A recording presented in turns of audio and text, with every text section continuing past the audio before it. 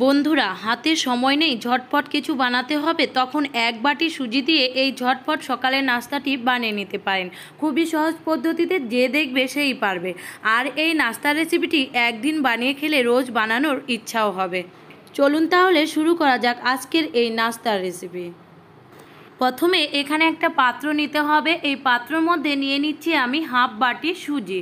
এখানে আমি ছোট দানা সুজি নিয়েছি, ছোট বাটির হাফ বাটি সুজি নিয়েছি। আর দিয়ে দিলাম সেই বাটিরই মাপ করে দই।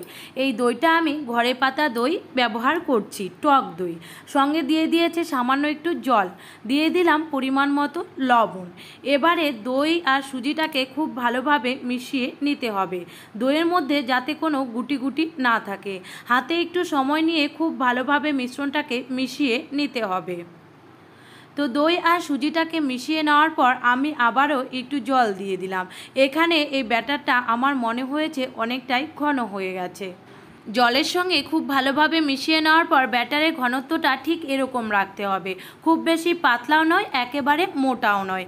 এবারে এর মধ্যে দিয়ে দিতে হবে চা চামচের হাফ চামচ বেকিং পাউডার। খুব ভালোভাবে মিশিয়ে নিতে হবে। বন্ধুরা, এখানে কিন্তু বেকিং সোডা দিলে রেসিপিটি ভালো হবে না, খেতে কিন্তু ভালো লাগবে না। বেকিং পাউডারের সঙ্গে খুব ভালোভাবে মিশিয়ে নিয়েছি। তবে বন্ধুরা, আপনারা চাইলে এখানে ইনো ব্যবহার করতে পারেন। এবার ঢাকা চাপা দিয়ে 5 মিনিট রেখে দিয়েছিলাম।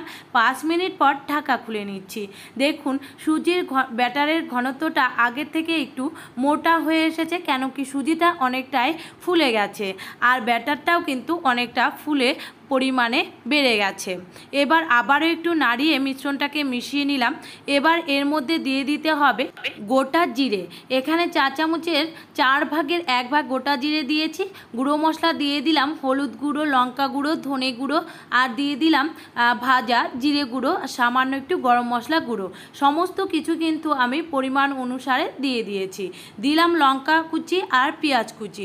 লঙ্কা কুচির পরিমাণটা বেশি করে দিয়েছি। এখানে আমি আজকের নাস্তার রেসিপিটা একটু ঝালঝাল করে তৈরি করব। দিয়ে দিলাম কারি পাতা, এতে স্বাদ আর গন্ধ দুটোই খুব ভালো লাগবে।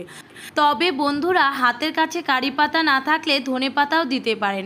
মশলার মধ্যে আপনাদের পছন্দ মতো মশলা ব্যবহার করতে পারেন। এবারে সমস্ত উপকরণ খুব ভালোভাবে মিশিয়ে নিতে হবে। তো দেখুন, সমস্ত উপকরণ খুব ভালোভাবে মিশিয়ে নিয়েছি। ব্যাটারের ঘনত্বটা ঠিক এরকম হয়ে গেছে। এবারে দেখুন, ব্যাটারের ঘনত্ব আগের থেকে অনেকটাই মোটা হয়ে এসেছে। এবারে নাস্তাগুলো তৈরি করে নিতে হবে। এর জন্য গ্যাস ওভেনে আগে থেকে তাওয়া বসিয়ে দিয়েছিলাম, গ্যাসের আঁচকে একেবারে লোতে রেখে। তারপর দিয়ে দিলাম 2 চামচ সাদা তেল। তেলটা তাওয়ার গায়ে খুব ভালোভাবে লাগিয়ে নিয়েছি। এবার দিয়ে দিচ্ছি সুজির তৈরি করে রাখা ব্যাটারটা। ব্যাটারের পরিমাণটা আমি এখানে 1 চামচ করে দিয়ে দিচ্ছি।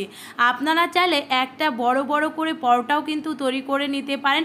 আমি এখানে একেবারে 3টা পরোটা তৈরি করছি।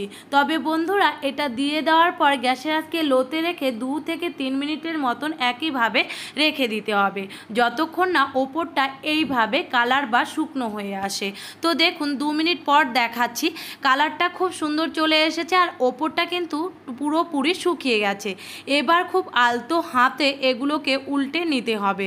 তো দেখুন, পেছনটাতেও খুব সুন্দর কিন্তু হয়ে এসেছে, কোনোভাবে কিন্তু লেগে যায়নি। এবার একটা খুন্তির সাহায্যে আমি সবগুলো পরোটাকে উঠিয়ে উল্টো সাইডটাকেও ছেঁকে নেব। তো উল্টো সাইডটাকেও একইভাবে আমি 1 মিনিটের মতন রেখেছিলাম। আর এগুলোকে উল্টে পাল্টে গোল্ডেন ব্রাউন করে ভেজে নিচ্ছি। আর বন্ধুরা, সুজির এই পরোটাগুলোকে ভাজার সময় খুন্তি দিয়ে এইভাবে চেপে চেপে ভেজে নিতে হবে। তো দেখুন, আমি এই সুজির নাস্তাগুলোকে টোটাল 5 মিনিটের মতন ভেজে নিয়েছি। এবারে এই নাস্তাগুলো পুরোপুরি তৈরি হয়ে গেছে। এগুলোকে আমি উঠিয়ে নিচ্ছি। তো একইভাবে আমি বাকি নাস্তাগুলোকেও তৈরি করে নিয়েছি। তাহলে বন্ধুরা, দেখলেন তো কত সহজ পদ্ধতিতে ঝটপট তৈরি করে নেওয়া যায় সুজির এই নাস্তা। ভালো লাগলে লাইক, কমেন্ট, শেয়ার করতে ভুলবেন না। আর চ্যানেলটিকে সাবস্ক্রাইব করে দেবেন। ফেসবুক থেকে দেখে থাকলে প্রোফাইলটিকে ফলো করে দেবেন। তবে বন্ধুরা, আজ আসি, দেখা হচ্ছে পরবর্তী কোনো রেসিপিতে। টাটা।